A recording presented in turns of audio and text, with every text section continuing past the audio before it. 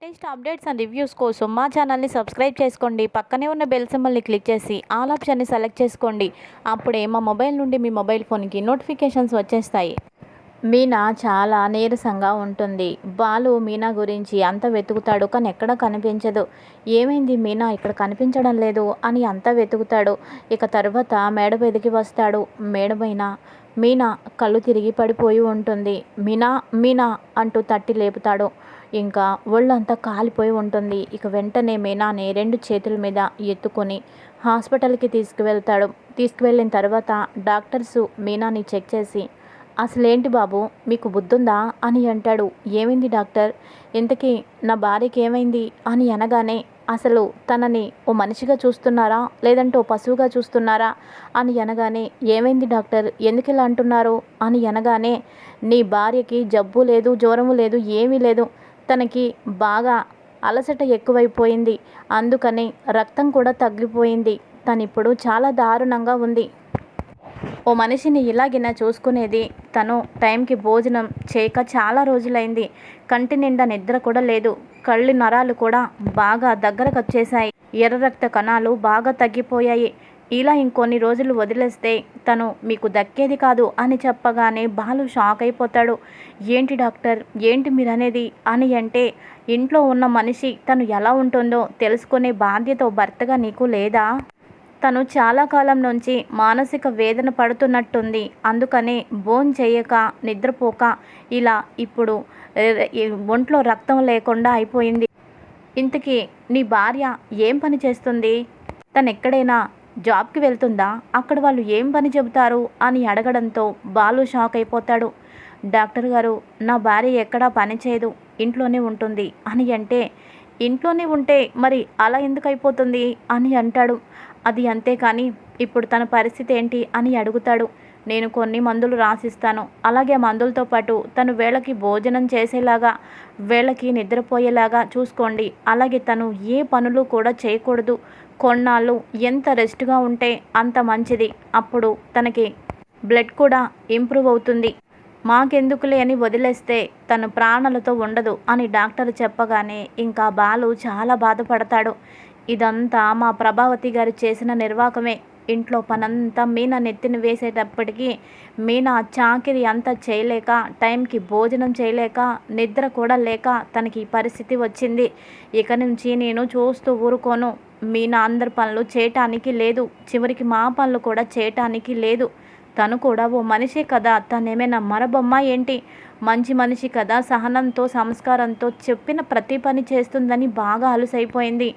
అమ్మని ఎదిరించకూడదు, అమ్మ దైవంతో సమానమని ఎన్నాళ్ళు కూడా నా భార్యని ఎంత హింస పెట్టినా నేను పల్లెతో మాటనలేదు. కానీ తన ప్రాణాల దాకా వచ్చినప్పుడు అమ్మనైనా నేను ఊరుకోను, ఎదిరిస్తాను. ఈ పరిస్థితిని మాత్రం ఖచ్చితంగా ఎదిరిస్తాను అని అనుకొని ఇంకా డాక్టర్తో తనని కంటికి రెప్పలాగా చూసుకుంటాను, తనకి అంత బాగుండేలాగా నేను చూసుకుంటాను. మళ్ళీ 2 వారాలు ఆగిన తర్వాత తీసుకొస్తాను. మళ్ళీ టెస్టులు చేసి తనంతా ఇంప్రూవ్ అయింది, బాగుంది అని మీరే చెప్పేటట్టు చేస్తాను అని డాక్టర్కి చెప్పి మీనాని ఇంటికి తీసుకొస్తాడు. ఇంకా ఇంటికి తీసుకొచ్చి మీనాతో ఇలా అంటాడు. మీనా, ఇక నుంచి నువ్వు ఏ పనులు చేయటానికి వీల్లేదు. అలాగే ప్రతి పని మనకి సంబంధించి నేనే చేస్తాను. వాళ్ళకి సంబంధించిన పనులు వాళ్ళు చేసుకుంటారు, మానేస్తారు. అంతేకాని నువ్వు మాత్రం ఏ పని చేయటానికి లేదు. టైంకి భోంచేసి ఈ మందులు వేసుకో అని అంటే మీనా మాత్రం డల్గా అలాగే ఉంటుంది. చూడు పూలగంప, నీకోసం కాకపోయినా నా కోసమైనా నువ్వు ఆరోగ్యంగా ఉండాలి కదా. నువ్వు తప్ప నాకెవరున్నారు చెప్పు? మా నాన్నగారే నాకు అండగా ఉంటారు. ఆ తర్వాత నీతో నాకు పెళ్ళైన దగ్గర నుంచి నువ్వు నాకు అండగా ఉన్నావు. ఇంట్లో ఇంతమంది ఉన్నా ఎవరైనా నువ్వు భోంచేసావా లేదా అని ఎవరైనా నన్ను అడుగుతారా? ఎవ్వరూ నన్ను అడగరు. నా సంపాదన కావాలి, కానీ నా ఆరోగ్యం కానీ నా మనసుకున్న బాధ గురించి తెలుసుకోవాల్సిన వాళ్ళు ఎవ్వరూ లేరు. నువ్వు తప్ప నన్ను అర్థం చేసుకునే వాళ్ళు ఎవ్వరూ లేరు. అలాంటి నువ్వే ఇలా అయిపోతే నా గురించి పట్టించుకునేది ఎవరు, ఆలోచించేది ఎవరు? నా గురించైనా నువ్వు ఆరోగ్యంగా ఉండాలా లేదా అని చెప్పగానే మీనా కన్నీరు పెట్టుకుంటుంది. అలాగేనండి, మీరు చెప్పినట్టే నేను వింటాను. వేళకి భోంచేస్తాను. మీకు నేను, నాకు మీరు, మన ఇద్దరి కోసమైనా మనం ఆరోగ్యంగా ఉండాలి. ఒకరి కోసం ఒకరం అన్నట్టు ఉంటున్నాం కాబట్టి మీరు చెప్పినట్టు నేను వింటాను అని చెప్పి మందులు వేసుకుంటుంది. ఇక నేను నీకు అన్ని రకాల ఫ్రూట్స్ తెచ్చి పెడతాను. వద్దు వద్దు, మళ్ళీ ఫ్రూట్స్ ఫ్రిడ్జ్లో ఉంటే అవి అయిపోతాయి కాబట్టి ప్రతిరోజు ఫ్రెష్గా నీకు ఏ రోజుకి ఆ రోజు జ్యూసులు నేను తీసుకొస్తాను. దయచేసి నా మాట విను పూలగంప, నువ్వు ఏ పని చెయ్యొద్దు, నేను చెప్పినట్టే విను అని మళ్ళీ ఒకసారి చెబుతాడు. అలాగేనండి, మీరు ఇంత ఇదిగా చెప్పాలా? ఇలాంటి పరిస్థితి నాకు వస్తుందని నేను కూడా అనుకోలేదు. నా ప్రాణం దాకా వచ్చినప్పుడు నేనెందుకు చేస్తాను, నేను చెయ్యనులేండి అని అంటుంది ఇక మీనా. శభాష్ పూలగంప, ఈ మాట మీదే నువ్వుండు అని అంటాడు. ఇంకా బయటికి వెళ్ళి మీనాకి కావాల్సినవన్నీ తీసుకొస్తాడు. తీసుకొచ్చిన తర్వాత ఓ వారం రోజులు నేను ఎక్కడికి వెళ్ళను, ఏ కిరాయికి వెళ్ళను, మీనా దగ్గరే ఉంటాను అని డిసైడ్ అయిపోతాడు. ఇక సత్యం, ఏంట్రా బాలు ఈరోజు డ్యూటీకి వెళ్ళలేదా అని అంటే, లేదు నాన్న, ఈరోజే కాదు ఓ వారం రోజులు వెళ్ళను అని అంటాడు. ఏరా అని అంటే, మీనాకి ఒంట్లో బాగాలేదు, తనని నేను దగ్గరుండి చూసుకోవాలి కదా, నేను వెళ్ళిపోతే ఇంట్లో తన పరిస్థితి చాలా దారుణంగా మారుతుంది అని అంటే, అది కూడా నిజమేరా, నువ్వు ఉండు, వారం రోజులు ఉండు, అయినా ఒక్కరోజు కూడా ఎప్పుడూ సెలవు తీసుకొని నువ్వు ఇంట్లో లేవు, ఓ వారం రోజులు ఉండి మీనాని కంటికి రెప్పలా చూసుకో అని అంటాడు. సరే నాన్న అని పైకొస్తాడు. పైకొచ్చి కూర్చున్న తర్వాత తన ఫ్రెండు శివ ఫోన్ చేస్తాడు. ఫోన్ చేసి, బాలు, పెద్దమ్మ వాళ్ళు పల్లెటూరులో ఉన్నారు కదా, పెద్దమ్మకి ఏదో ఒంట్లో బాగాలేదట, అక్కడ ఏ హాస్పిటల్లో లేవంట, తనని వెంటనే సిటీకి తీసుకువెళ్ళమని డాక్టర్స్ చెప్పారట, నేనేమో ఊర్లో లేను కదరా, కొంచెం పెద్దమ్మ వాళ్ళని అక్కడి నుంచి తీసుకొస్తావా అని అడిగితే, నేనా అని అంటే, ఏ బాలు నీకు కుదరదా అని అంటే, ఇక అలా అని కాదు అని తటపటాయిస్తూ ఉంటే, మీనా ఏమైందండి అని అంటుంది.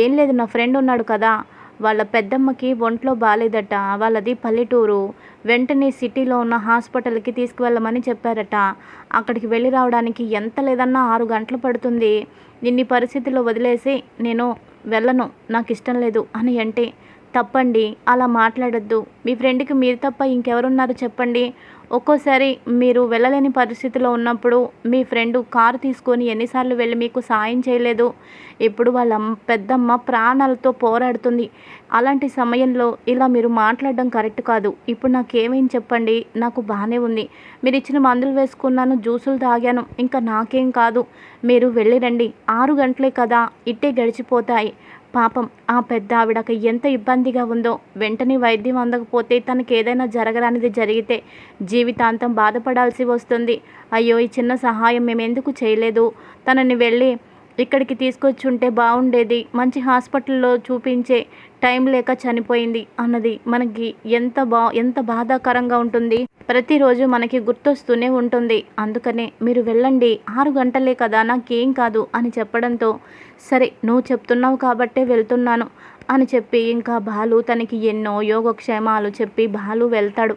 ఇంకా బాలు వెళ్ళిపోయిన తర్వాత ప్రభావతి, ఏంటి ఈవిడ గారు ఏదో ఎలిజబెత్ మహారాణి అన్నట్టు కాలు మీద కాలేసుకొని గదిలోనే ఉంది, ఏం చక్క మంచం మీద హాయిగా కూర్చొని జ్యూసులు తెప్పించుకొని తాగుతుంది, తనేమైనా మహారాణా ఏంటి, ఇంట్లో పనులన్నీ ఎవడు చేస్తాడు, మనిషి అన్నాక చిన్న చిన్న జ్వరాలు దగ్గులు జలుబులు రావా ఏంటి, ఈ చిన్నదానికి అంత హడావిడి చేసేసి ముగుండి దానికి కొంగుకు కట్టేసుకుంటుంది రోజు రోజుకి కూడా, చిన్న జ్వరానికే అంతలా మంచం పట్టేస్తే కొన్ని రోజులు రెస్ట్ తీసుకోవచ్చు అనుకుంటుందేమో, ఇంట్లో చాకిరీ అంతా ఎవడు చేస్తాడనుకుంటుంది, మీనా పుట్టింటి వాళ్ళు కానీ కట్నంతో పని లేకుండా హాయిగా ఇంటికి పంపించేశారు, ఇక్కడేమో దర్జాగా కాలు మీద కాలేసుకొని కూర్చొని తినటానికి నేనేమైనా తేరగా ఉన్నానా, చెప్తానుండు అని కోపంగా మీనా దగ్గరికి వెళ్ళి, ఏయ్ పొద్దున్నుంచి కిందకి రాలేదేంటి, ఎక్కడ పనులు అక్కడే ఉన్నాయి అని అంటుంది. అయ్యో అత్తయ్య గారు, నాకు ఒంట్లో బాలేదు అత్తయ్య గారు, నాకు చేత కాదు అని అంటే, ఏంటి చేత కాదు, నాకైతే ఒంట్లో బాగుందా ఏంటి, మోకాళ్ళు అరిగిపోయాయి, అయినా నేను పనులు చేసుకోవడం లేదా, మీ మామయ్య గారికి గుండెపోటే వచ్చింది అలా అని చెప్పి ఆయన ఖాళీగా ఉంటున్నారా, ఎవరికి బాగుంది, మనిషి అన్నాక ఏవైనా చిన్న చిన్న అనారోగ్య సమస్యలు ఉంటాయి, వాటి గురించి మొత్తం అన్నీ మానేసి ఇలా కూర్చుంటే కుదరదమ్మా, వెళ్ళి పనులు చేయాల్సిందే, ఇప్పుడేమైంది నీకు, పుష్టిగా ఉన్నావు కదా అని అంటుంది.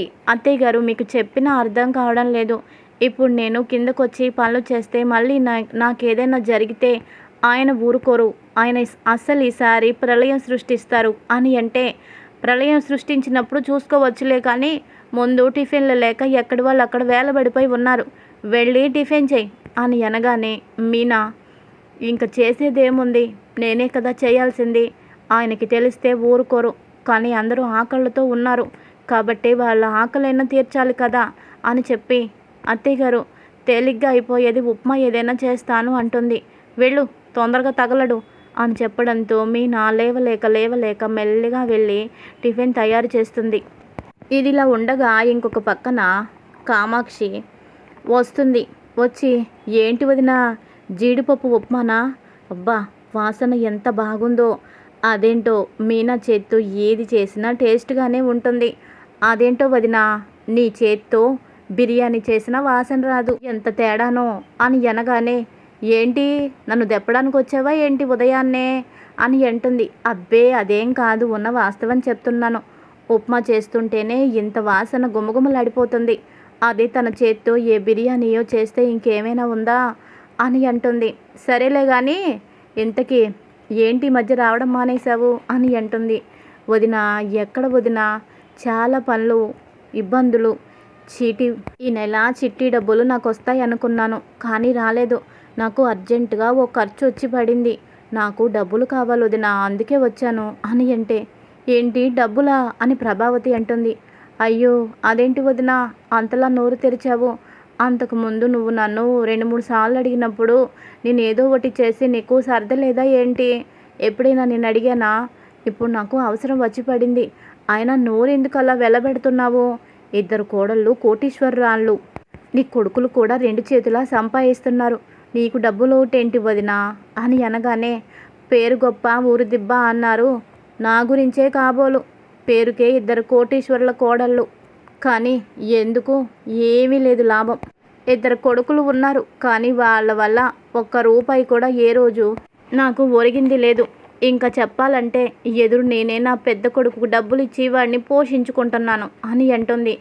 అయ్యో వదినా, అదేంటి వదినా, నీ దగ్గర కాబట్టే సాగిపోతుంది, అదే నా దగ్గర అయితే నా అస్సలు ఊరుకునేదాన్ని కాదు. మీరేం చేస్తారో నాకు తెలీదు, మీ నాన్నని అడిగి డబ్బు నువ్వు తీసుకురావాల్సిందే అని నేను రోహిణితో అనేదాన్ని, నీ మెత్తదనం చూసుకొని నీ కోడళ్ళు ఆటలాడుతున్నారు అని అంటే, ఇదేంటి పొద్దునే వచ్చి నా 2 కోడళ్ళ మీద నా కొడుకుల మీద పడేడుస్తుంది, దీని కళ్ళు అంత మంచివి కావు అని మనసులో అనుకొని, వదిన అవన్నీ నీకెందుకులే కానీ ముందు ఎంత కావాలి అని అంటుంది. ఎంత లేదన్నా ఒక 80,000 కావాలి అని అంటుంది.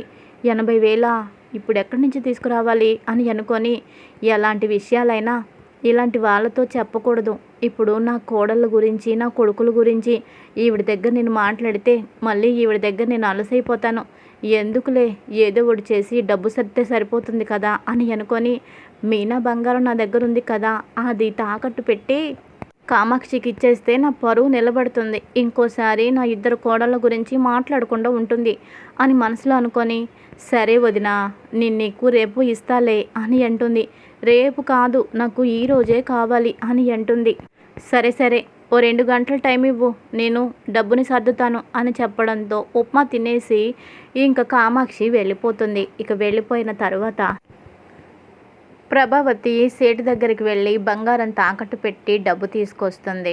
ఇక ఈ విషయం ఇంట్లో ఎవ్వరికీ చెప్పకూడదు, ఎలాగో కామాక్షి ఇచ్చేశాక విడిపించేయచ్చులే, ఎందుకు ఇది అందరికీ చెప్పడం, ఎలాగే నగలు నాకు వద్దని తీసి విసిరేసింది కదా అని చెప్పి ఇంకా డబ్బు తీసుకొని రెడీగా ఉంటుంది. ఇదిలా ఉండగా ఇంకొక పక్కన శోభ తన భర్త ఇద్దరు ఆలోచిస్తారు. ఆ బాలుగాడే మిమ్మల్ని అవమానిస్తాడా అని శోభ అంటుంది. అవును, ఆ కోపం నాకు ఇంకా పోలేదు, వాళ్ళు అవమానించిన అలాంటి ఇంటికి మన కూతురు కోడలుగా వెళ్ళడం మది మన దౌర్భాగ్యం అని అంటాడు. అది కూడా నిజమేనండి, ఆ బాలుగాడు మొన్న నేను వెళ్ళినప్పుడు కూడా నన్ను చాలా దారుణంగా అవమానించాడు.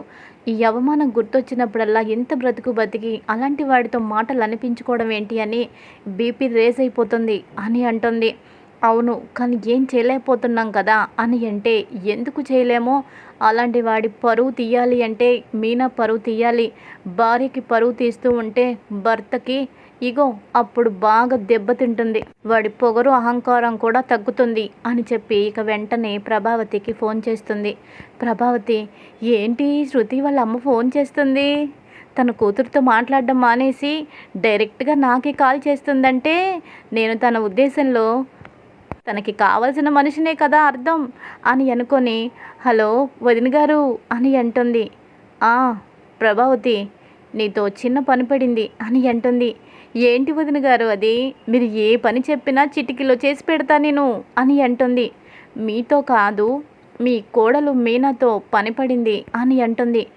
ఏం పని వదిన గారు అని అంటే, ఏం లేదు, ఇంట్లో చిన్న కిట్టి పార్టీ ఫంక్షన్ ఉంది, వంట ఆవిడేమో అనుకోకుండా 10 రోజులు సెలవు పెట్టింది, పని వాళ్ళు కూడా ఎవరూ దొరకడం లేదు, మీనా పనులు అవన్నీ బాగా చేస్తుందని శృతి నాకు చాలాసార్లు చెప్పింది, వంటలు కూడా బాగా చేస్తుందట కదా, తనని పంపిస్తావా అని అనగానే ప్రభావతి షాక్ అయిపోతుంది.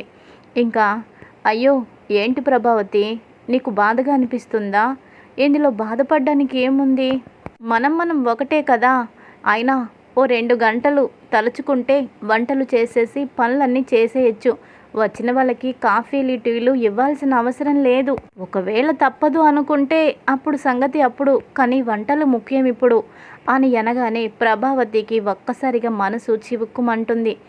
ఎంతైనా బాలు నా కొడుకే, వాడి భార్య నా కోడలే, మా ఇంట్లో పనులంటే మీనా చేస్తుంది, కానీ ఆ ఇంట్లో నా కోడల్ని పంపించమని ఆవిడ అడగడం ఏంటి, ఎంత డబ్బు ఉంటే మాత్రం ఎంత అహంకారం ఏంటి, నా కోడల్ని వాళ్ళ ఇంటికి పనికి పంపించాలా అని అనుకుంటూ చాలా బాధపడుతుంది.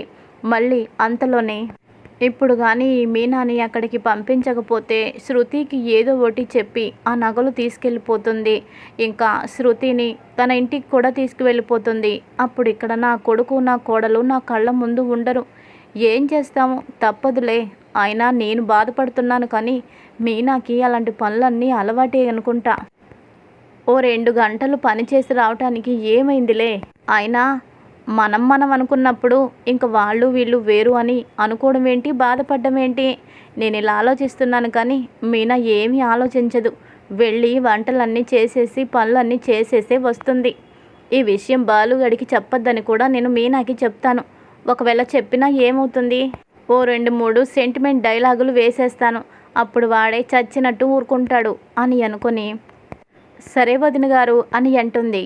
ఆ ప్రభావతి, మీనానే కాదు, మీనాతో పాటు నువ్వు నీ పెద్ద కోడలు రోహిణి శృతి వాళ్ళని కూడా వెంట పెట్టుకొని తీసుకురా, కాకపోతే మీరు అతిథుల్లాగా నీ కోడలు వంట మనిషిలాగా గుర్తుంది కదా అని అంటే, అలాగే అలాగే అని అంటుంది. అమ్మా రోహిణి ఇలా రా, శృతి వాళ్ళమ్మ ఇంటికి పార్టీ ఉందట పిలిచింది, తొందరగా రెడీ అయ్యిరా అని అనగానే, ఆంటీ నేను రెడీ అవుతాను కానీ నాకు మీనా నల్లపూసలన్నా తన చెవులవన్నా చాలా ఇష్టం, అవి నాకు బాగా నచ్చాయి, తను ఎలాగో నాకు వద్దు అని ఇచ్చేసింది కదా, అవి ఇస్తారా ఆంటీ, నాకు చాలా బాగా నచ్చాయి, మా డాడీ తలుచుకుంటే అవి ఎంత మాత్రం నాకు నచ్చాయని నేను అడుగుతున్నాను, మీకు ఇబ్బంది అయితే వద్దు అని అనగానే, ఏంటమ్మా రోహిణి, మీనా నల్ల పూసలు ఇప్పుడు నీకు ఇవ్వాలా అని అంటే, ఇంకా మనోజ్, అవునమ్మా తప్పేముంది, తనకి ఎలాగో ఇష్టం లేదని ఇచ్చేసింది కదా, అవి ప్రస్తుతం నీ దగ్గరే ఉన్నాయి కదా, రోహిణి అడుగుతుంది కదా, వెళ్ళి తెచ్చివ్వు అని అనగానే, అవి ఎక్కడున్నాయిరా అని అంటుంది. అదేంటి నీ దగ్గరగా ఉన్నాయి అని అనగానే, అది మళ్ళీ రోహిణికి ఈ విషయం తెలిస్తే నేను చీప్ అయిపోతాను అని అనుకొని, అమ్మా ఇప్పుడు అవి కానీ బయటికి తీస్తే బాలు చాలా గొడవ చేస్తాడు, మీ మామయ్య కూడా గొడవ చేస్తాడు, ఇప్పుడు ఈ ఫంక్షన్కి మనం వెళ్ళొద్దులే అని అనేస్తుంది. ఇంకా తర్వాత, ఏయ్ పూలగంప ఇలారా అని అంటుంది. ఏంటత్తయ్య గారు అని అంటే, ఏం లేదు, శృతి వాళ్ళ ఇల్లు నీకు తెలుసా అని అంటే, తెలుసు అత్తయ్య గారు, అంతకుముందు శృతి ఒకసారి నన్ను బాలుని ఇంటికి తీసుకువెళ్ళింది అని అంటే, దగ్గరే కదా అని అంటే, కొంచెం దగ్గరే అత్తయ్య గారు అని అంటుంది. అక్కడికి వెళ్ళి నువ్వు ఓ 2 గంటలు వంటలు అవి చేసి చిన్న చిన్న పనులు ఏమైనా ఉంటే సాయం చేసి రావాలి అని అనగానే మీనాకి చాలా కోపం వస్తుంది. ఏం మాట్లాడుతున్నారు అత్తయ్య గారు, మీరు నన్ను పని మనిషి అనుకుంటున్నారా, ఇంటి కోడల్ని పని మనిషిని చేసేసారేంటి? ఇక్కడ చేస్తున్నాను కదా, ఇంకా అక్కడ కూడా చెయ్యాలి అని మీరు అడుగుతున్నారే, అది మీకు ఎంతవరకు కరెక్టు? అయినా ఆవిడంటే బుద్ధి లేకుండా నన్ను ఇంట్లో పని చేయడానికి రమ్మని చెప్పింది. కానీ మీకైనా ఉండాలి కదా. నేను ఆ ఇంటికి వెళ్తే నా పరువు పోవడం కాదు, మీ పరువే పోతుంది. మీ కోడల చేత పనులు చేయించుకున్నందుకు మీ పరువు, మామయ్య గారి పరువు, మా ఆయన పరువు పోతుంది అని అంటే పరువు, మర్యాద అవన్నీ తరువాత. ఇప్పుడు వాళ్ళు చాలా ఇబ్బందిలో ఉన్నారు. కిట్టి పట్టి పెట్టుకున్నారట, అందరూ వచ్చేస్తారట, వంట మనిషి లేదంట, చాలామందిని మాట్లాడినా ఎవరు మేము చేయమన్నారంట. ఇప్పుడు కానీ నువ్వు వెళ్ళకపోతే పరువు పోతుంది, అందుకని నిన్ను వెళ్ళమంటున్నాను. నిన్నేమి పని మనిషిని నేను ఎందుకు చేసేస్తాను అని అంటాడు. ఏమైనా నేనైతే వెళ్ళను అత్తయ్య, ఆయన అసలు ఊరుకోరు, నాకు ఒంట్లో ఓపిక కూడా లేదు అని అంటుంది. ఒక్కసారికి వెళ్ళు, అసలే ఇప్పుడిప్పుడే కదా శృతి వాళ్ళ పేరెంట్స్ మనతో కలుస్తున్నారు. ఇప్పుడు ఈ పని చేయకపోతే శాశ్వతంగా వాళ్ళు దూరం అయిపోతారు. ఇప్పుడు శృతి, రవి ఈ ఇంట్లో ఉండడం నీకు ఇష్టమే కదా, నువ్వే కదా వాళ్ళని తెచ్చావు, మళ్ళీ వాళ్ళు నీ కారణంగా వెళ్ళిపోతే ఏం బాగుంటుంది అని నక్క వినయాలు పోతూ ప్రభావతి మీనాను ఎలా అయినా అక్కడికి వెళ్ళాలి అని చెప్పి ఇంకా లోపల మనసులో కోపం ఉన్న పైకి మాత్రం అలా బ్రతిమాలినట్టు మాట్లాడుతూ పంపించే ప్రయత్నం చేస్తూ ఉంటుంది. ఇక మీనా తప్పని పరిస్థితుల్లో సరే అత్తయ్య గారు, మరి ఆయన వస్తే అని అంటే బాలు వస్తే నేనేదో ఒకటి చెప్పుకుంటాలే అని చెప్పి అంటుంది. ఇంకా తర్వాత మీనా ఆటో ఎక్కి శృతి వాళ్ళ ఇంటికి బయలుదేరుతుండగా ఇంతలోపు బాలు ఇంటి దగ్గరికి వస్తాడు. బాలుని చూసి ప్రభావతి షాక్ అవుతుంది. అదేంటి, వీడు వేరే ఊరు వెళ్ళాడు కదా, 6 గంటల వరకు వీడు రాడనుకున్నాను, అదేంటి అరగంటలోనే వచ్చేసాడు అని భయపడిపోతూ, ఏంటి పని మీద బయటికి వెళ్ళి వెంటనే వచ్చేసావు అని అనగానే అంబులెన్స్ వచ్చి ఆ పేషెంట్ని ఆల్రెడీ తీసుకొస్తున్నారట, అందుకని నా ఫ్రెండ్ నన్ను ఆగిపోమని చెప్పాడు. మీనా ఏది, మీనా అని అనగానే మీనానా అని అంటుంది. అది అని అంటూ ఉంటే అది లేదు ఇది లేదు, మీనా ఏది, మీనాకు అసలే ఒంట్లో బాలేదు, తనకేదైనా పని చెప్పావా, పని మీద బయటికి వెళ్ళిందా అని అనగానే అవును శృతి వాళ్ళ ఇంటికి వెళ్ళింది అని అనగానే చాలా కోపంతో ఎదురుగా ఉన్న టీవీని కిందకి విసిరి కొడతాడు. సామానన్ని చిందరవందరగా విసిరి కొడతాడు. నా భార్య ఆరోగ్యం బాగోలేదని డాక్టర్లు చెప్పారు, తనకి చాలా ప్రమాదంలో ఉంది, ఇంట్లోనే పని చేయొద్దని చెబితే శృతి వాళ్ళ అమ్మ వాళ్ళ ఇంటికి పంపిస్తావా, నీకెంత ధైర్యం అని చెప్పి ఇల్లంతా చిందరవందర చేస్తాడు. ఇక బాలుని ఎంత ఆపినా కూడా ఆపడు. బాలు ఆగు అని ఎంతమంది చెప్పినా ఇంకా మనోజ్ మీదకి కొట్టడానికి కూడా వెళ్తాడు. ఆ కోపంతో గేట్ని ఒక్క తన్ని ఇక చాలా కోపంగా శృతి వాళ్ళ అమ్మ ఇంటి దగ్గరికి కూడా వెళ్తాడు. అప్పుడే మీనా ఆటో ఆయనకి డబ్బులు ఇచ్చి వెళ్ళబోతూ ఉండగా మీనా పట్టుకొని ఇక లోపలికి తీసుకువెళ్తాడు. మీనా అమ్మో ఈయన వచ్చేశారు, ఇప్పుడు ఏం గొడవ జరుగుతుందో ఏమో అని భయపడిపోతూ ఉంటుంది. ఇక మీనాని తీసుకొని లోపలికి వెళ్తాడు. లోపలికి వెళ్ళి వాళ్ళ ఇంట్లో హాల్లో ఉన్న ఓ పెద్ద టీవీని పగలగొడతాడు. సోఫాలు కూడా చిందరవందర చేసేస్తాడు. ఆ హడావిడికి శోభ వాళ్ళు బయటకు వచ్చి ఏంటి గందరగోళం, మా ఇంట్లో ఏంటి రణరంగం సృష్టిస్తున్నావు అని అంటే, నీకెంత ధైర్యం, నా భార్యనే ఇంటికి పని కోసం రప్పిస్తావా, నీ దగ్గర కోట్లుంటే కూర్చొని అరిగేదాకా తిను, అంతేకాని నా భార్యని పని మనిషిని చేసే అధికారం నీకెవడిచ్చాడు, నీకెంత డబ్బున్నా ఈ బాలుగడి కాలి గోటికి కూడా సరిపోవు అని చెప్పి ఇల్లంతా చిందరవందర చేస్తూ ఉంటాడు. శోభ భయపడిపోతూ ఉంటుంది. ఇక తర్వాత నేను రమ్మంటాను, కానీ మీ అమ్మ పంపించడం మీ అమ్మది కదా తప్పు అని అంటుంది. ఆవిడిది తప్పో ఒప్పో తరువాత అసలు నువ్వు నా భార్యని రమ్మని పిలవటం ఏంటి, ఎలా కనిపిస్తుంది నా భార్య నీ కంటికి, ఎవడడ్డొస్తాడో చూస్తాను, ఈరోజు ఇల్లు శ్మశానం చేసేస్తాను అని చిందరవందర చేసేస్తూ ఉండగా ఇంకా శోభ పోలీసులకి ఫోన్ చేసి ఒక రౌడీ వెధవ మా ఇంటికి వచ్చి అల్లరి చేస్తున్నాడు అని పోలీస్ కంప్లైంట్ ఇస్తుంది. ఇది ఈరోజు ఎపిసోడ్. మరి తర్వాత ఏం జరుగుతుంది, బాలు ఇంటిని చిందరవందర చేశాడు అని పోలీసులు బాలుని తీసుకువెళ్తారా, మరి అప్పుడు శృతి ఏం చేస్తుంది, ఎంత మా పుట్టింటిని చిందరవందర చేసి ఇంటిని రణరంగం చేసేసినా కూడా మా అమ్మ అన్న మాట చాలా తప్పు, బాలుది ఈ విషయంలో తప్పు లేదు అని తెలుసుకొని ఇంకా పోలీస్ స్టేషన్కి వెళ్ళి మా బావగారిదే తప్పు లేదు, తప్పంతా మా అమ్మదే కాబట్టే బాలుని వదిలేసేయండి అని శృతి చెబుతుందా? ఏం జరుగుతుంది మరి ఈ విషయంలో? ఇంకా ఎలా జరుగుతుంది? ఇవన్నీ కూడా రాబోయే ఎపిసోడ్స్లో తెలుసుకుందాం. Thanks for